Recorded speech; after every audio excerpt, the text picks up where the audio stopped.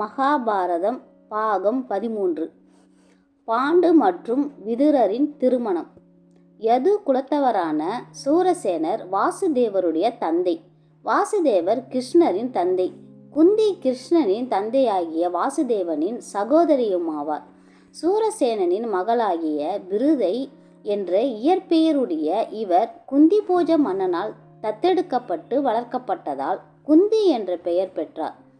குந்தி இளமையாக இருந்தபோது துர்வாச முனிவர் அவரது தந்தையின் இடத்திற்கு வந்தார். குந்தி தேவி முனிவருக்கு மிகுந்த கனிவோடும் பணிவோடும் ஒரு ஆண்டு முழுவதும் பணிவிடை செய்தார்.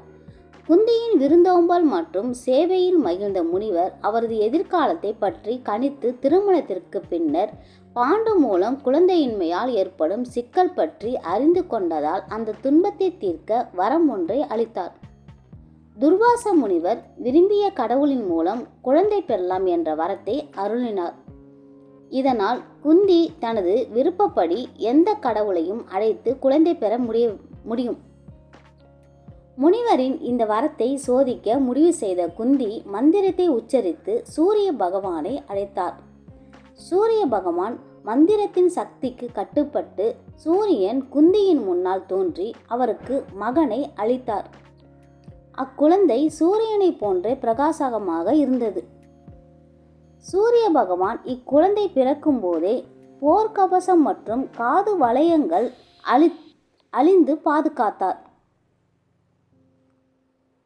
குழந்தை பிறந்த பின்பும் குந்தி தனது கன்னித்தன்மையை இழக்கவில்லை. ஆயினும் குந்தி மனமாகாத நிலையில் ஒரு குழந்தை பெற்றால் உலகத்தார் இகழ்ந்து பேசுவார்கள் என அஞ்சி அக்குழந்தையை தனது தோழியான தத்ரியின் துணையுடன் குழந்தையை ஒரு கூடையில் வைத்து புனித நதியான கங்கை நதியில் விட்டாள். இதை பார்த்த சூரிய பகவான் தன் நெருப்பு மழையால் தன் கோபத்தை வெளிப்படுத்தினார். கங்கை நதியில் குழந்தை மிதந்து வருவதை கண்ட திரிதராஷ்டிரரின் தேரோட்டியான அதிரதன் அக்குழந்தையை காப்பாற்றினார். பிறகு அக்குழந்தையை தன் குழந்தையாக பாவித்து கர்ணன் என பெயர் சூட்டி அன்போடு வளர்த்தார். திரிதராஷ்டிரனுக்கு கண் பார்வை இல்லாததால் அவன் நாடாளும் தகுதியை இழந்தான்.